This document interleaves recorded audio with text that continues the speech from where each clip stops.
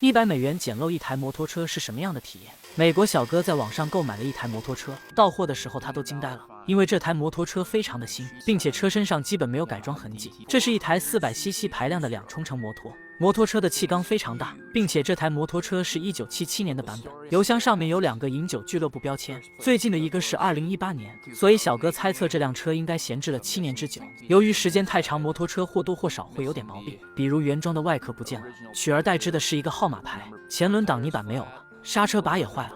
坐垫是用绳子固定的。当然话又说回来，100块要什么自行车？能买到这样的车，做梦都要笑醒了。能否捡漏成功，最终要看这台车能不能够启动。虽然不抱多大希望，小哥还是上脚蹬几下，看看能不能走狗屎运。当然结果在意料之中，摩托车并没有被启动。不过小哥感觉问题不大，因为脚踩启动杆的时候，能感觉到发动机气缸是有压力的，所以小哥觉得发动机应该没多大问题，只需排除一些小的故障就能启动，直接转移到室内开始干活。相信很多老铁都一样，第一时间先检查机油尺。从机油尺的情况来看，机油还是满状态，并且机油的颜色也非常健康，这对于这辆车来说无疑是一个好消息。接着打开油箱盖，越野车油箱盖上面一般都有一根管子，管子的作用是通气，如果不通气，在马力足够大的情况下，一个油门下去，油箱可能会被吸扁。虽然油箱内部已经干涸，但是油箱状态仍然非常漂亮，内部并没有生锈的情况。拆掉2根捆绑的绳子，将坐垫拆卸下来，坐垫的情况就比较糟糕了，摇摇欲坠的支架以及彻底生锈的底座。如果想要卖一个好价钱，这个坐垫就必须更换掉。侧面的盖子已经不见了，这里用扎带绑了一个号码牌，拆开牌子可以看到内部的空滤。Boson 是一个著名的越野品牌，拆开外面的盖，可以看到内部的空气滤芯。滤芯是由一圈海绵包裹着三角形支架，内部结构非常的简单，滤芯上面有很多杂草。想必这辆车的主人也是经常去越野的，10多岁的青春年华正是爱骑车的年纪。接着查看油箱开关，开关是好的，只是塑料油管有点老化了，硬拆可能会碎掉，所以小哥拿出工业吹风机对它进行加热，等待油管软化就可以轻松拆开。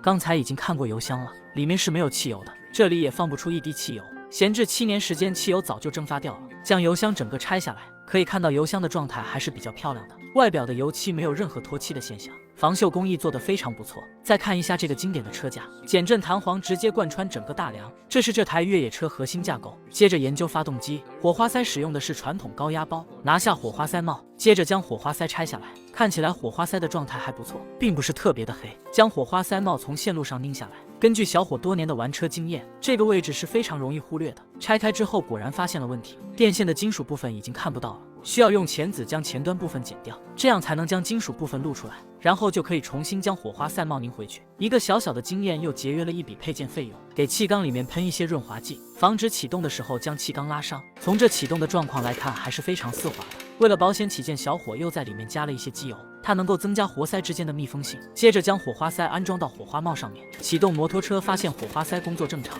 每次启动火花塞都有反应。得到这个结果，小伙非常开心。接着将气压表安装到气缸上面，利用气压表测试缸压，是发动机最基础的检测方法。同样需要脚踩启动杆进行测试，每踩一次气压表就上升1点，最终停在140的位置。140对于发动机来说是正常缸压，说明这台发动机缸压完全没问题。接着拆卸化油器，拆掉卡箍上面的固定螺丝，但是由于两边的塑料链接件比较硬，同样使用工业吹风机进行软化，尽量完好无损的将化油器拆下来，这样卖车的时候能多赚一点。购买配件的费用可能会超过$100，拆坏了就不划算了。可以看到化油器内部非常干净，并且封门的功能也完好无损。尽管如此，小哥也对化油器进行了彻底拆解。赚不赚钱并不重要，最重要的是满足自己的爱好。相信有很多老铁也喜欢拆解机械类的东西，拆开之后只要能组装回去，这些都不是问题，问题就是花费一点时间而已。使用 WD-40将进气口清理一下，时间长了污渍比较多，然后拆掉进气口上面的4颗螺丝。小伙作为一个机车爱好者，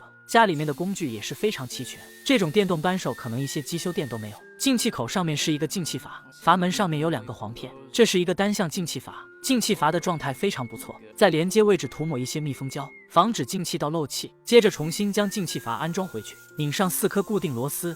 油箱上面的开关也需要检查一下，将开关拆开，里面只是有一些污渍，开关没有任何问题，清洗干净，重新将它安装回去，然后就可以将油箱安装到摩托车上面。原来的油管老化了不能用，找了一根油管安装上去，尺寸刚好合适。不过这根油管是黑色的，看不到汽油是否通畅，只需将中间位置剪短，然后安装上一个汽油滤芯。这个东西在网上只卖几块钱，就算是按美元计算也不贵。羊毛出在羊身上，只要卖出去就能看到回头钱。现在最主要的问题是手刹和油门，小哥准备了2个油门握把，不知道能不能管用，只能将把手安装上去尝试一下，拧上2颗固定螺丝。接着调节一下油门线，感觉问题不大，然后将准备好的刹车把手安装上去。别看这个东西简单，刹车失灵的概率是比较高的。修车店的客户一大部分是来修刹车的。离合器的把手比较短，应该是断了半截，将它拆下来，重新换上一个拆车键，看起来效果非常不错。刚才没发现换挡踏板没有了，还好小哥的备件库比较深，最终找到了一个合适的踏板，使用小锤将它敲打上去。拧紧上面的固定螺丝，这样换挡踏板就维修好了。摩托车的脚踏板断掉了，没有合适的配件，只能自己改一个了。找到一个合适的踏板，切割掉上面的安装螺杆，使用小锤将它敲打下来。接着将切割位置打磨平整，然后就可以将断掉的连接件焊接上去。这样一个新的踏板就制作好了，安装上去刚好合适。当然需要拧上固定螺丝，最终效果看起来真不错。唯一的缺点就是两侧的踏板不一样。万事俱备，给油箱加满汽油，加油之后可以从汽油过滤器看到油管的情况。接下来就可以尝试启动这辆摩托车。小伙也不敢保证能够100%启动，有的时候运气大于实力。刚开始的时候冒了一点烟，但并没有启动成功。还好小伙并没有放弃，调整状态，连续踩了10多次，终于成功启动。2冲程的摩托车启动之后非常暴躁，特别是在这种室内环境，老美那边骑这种车很容易被警察追，分分钟就能喜提最后的自由。小伙想要试车就得找一个偏僻的地方，要是直接骑车出门肯定会被佛伯乐追，还是将摩托车装到皮卡上面稳妥一点。很快小伙就驱车来到了郊外，在这个鸟不拉屎的地方随便炸街都可以。摩托车启动还是有点难，当然比最开始的时候好多了，即便是冬天也阻挡不了小伙骑车的热情。想当年我18岁，他也18岁，一不注意就陷入了爷青回的幻想中。最后小伙做了体验总结，这台车的马力十分强劲，给油的时候非常疯狂。由于没有挡泥板的遮挡，下面的泥土会直接打到脸上。另外排烟管的声浪也非常给力，虽然也有一些缺点，但是小伙觉得在100块的价格面前，所有缺点都是可以接受的。回到家里，小伙对车辆进行了冲洗，越野一圈车身全是泥土，就连自己的皮卡车也装了不少泥土，索性就一起清洗了。爱车的人就是豪横。今天的节目就到此结束了，感谢老铁们的支持。